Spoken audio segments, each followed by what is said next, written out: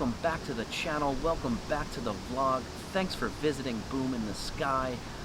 First off, I just wanted to apologize for having been absent for the last 2 months. I haven't posted anything since my Firework Show on the 5th of July, so I apologize. And I'm actually here today to talk about that experience. So I wanted to share some lessons that I learned during my first show. And if you didn't see that video, check up here and I will link it somewhere up here. But basically, it was my first time that I ever, set off a number of cakes at a time, fused together mortars. So it was really a learning experience for me. And I did everything pretty much by myself until the very, very end when a couple friends helped me move things from the garage to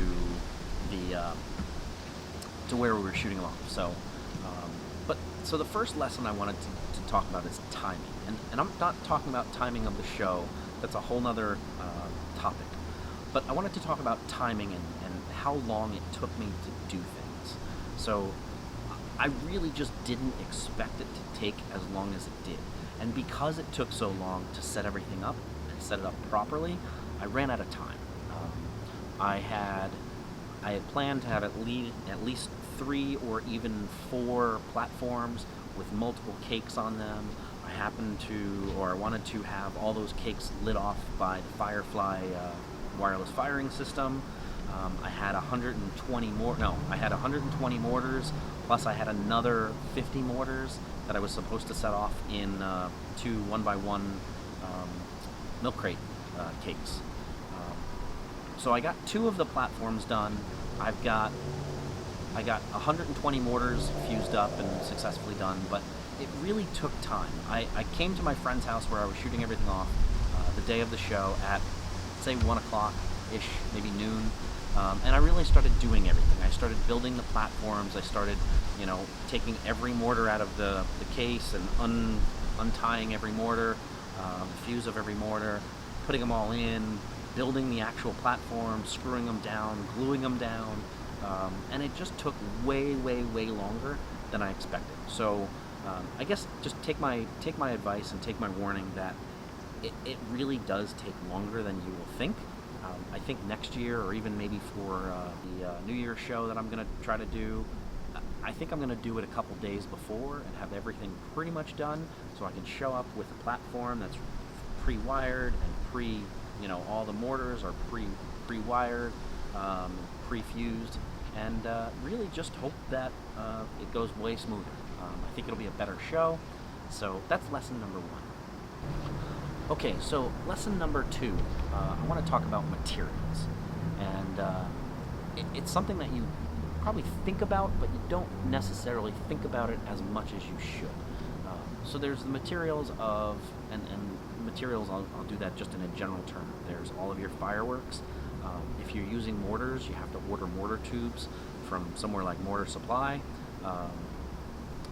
A lot of times as you get closer and closer to the 4th of July or New Year's Eve or any other major holiday, they sell out. So, or their inventory is low, or, you have to pay for shipping and you have to, get faster shipping. So just something to think about.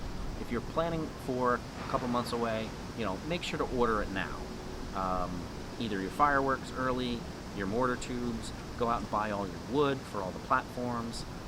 I made the mistake of, I was basically going to be gluing down all of the cakes to these plywood platforms, and I bought maybe 2 or 3 tubes of liquid nails. I didn't realize that I probably needed like 6 more. Every cake, every platform that I had and every position that I had probably took about a tube and a half of actual liquid nails. So I think next time, again, I'm going to go to Home Depot, or before I go to Home Depot, I'm just going to order a case of liquid nails, or maybe 2 cases, depending on how big the show is, so that I'm all set. I've got the platforms now pre-built. The mortar tubes and the mortar racks are all pre-built, so that's all materials. So the third tip that I'm going to give you is location. Really kind of scout your location beforehand. I was actually lucky. I've been to my friend's house many times. This is where we've shot off fireworks. But again, this was my first show, so I didn't think about where everything exactly was. I didn't think about how steep the angle of the their backyard is. I didn't think about any of that. So just something to think about is just make sure you when you're building all your materials and you're building your racks, and you know like where are their houses, where are their dangers, where are their trees that you don't want to catch on fire. So just something to think about. Okay, so tip number 4 is plan for safety. I did it, and I sort of didn't. In the haste of kind of trying to get the show started, it was because I was so behind. I wanted to shoot it off at 9. It was 9:15, 9:20. Everyone was getting kind of anxious to shoot it, and they wanted to cheer and they wanted to have fun. So they pushed me to shoot it, and it was at 9:30. I had a bucket that I was going to use as a water bucket. We had a fire extinguisher, but here's the dumb part, which you don't actually see in the video. One of the cakes caught on fire after it went off, which it happens. The fire extinguisher was expired and had no pressure in it, and maybe it was empty. Just dumb things like that. So again, these are just lessons that I learned and lessons to think about, which it's not a shock, but really think about those kind of things. I think next year what I'm going to do is I'm going to get one of those little sprayers that you pump up, you put water in, you pump it up, and then if there's a little fire, I can do that. I will also have at least 1 or 2 water buckets handy, so that if there's a bigger fire, I can just douse it and really put everything out. Because I'd rather not have their backyard go up in smoke, flames, or whatever. Either one. So that's lesson number 4. Okay, lesson number 5. One thing that it's really dumb, because it's something that you'd think about, but standing so close to the fireworks when I lit them off, again, originally I wanted to shoot them with a remote system. I didn't get that chance. I ran out of time. So I was hand lighting all of the cakes and all of the mortars. The echo from the fireworks across the lake to hit all the other houses, the sound hitting the other houses and coming back, the reverberations coming back, it gave me a headache for like 2 hours. So since then I've actually gotten custom earplugs made. I'm going to probably use those if I ever have again. Something to think about. I've seen other firework demonstrations and people say, wow, it's so loud. Something to think about. You don't think it's going to be that loud, but protect your hearing. It's, again, just being part of being safe. So that's lesson number 5. Tip number 5. Tip number 6, the final tip, is try to buy fireworks early. And also, try to get on the mailing lists of all of the stores that you're going to buy from. What I did is this year's show was almost completely from Phantom Fireworks up in West Palm Beach. It's about an hour north of me.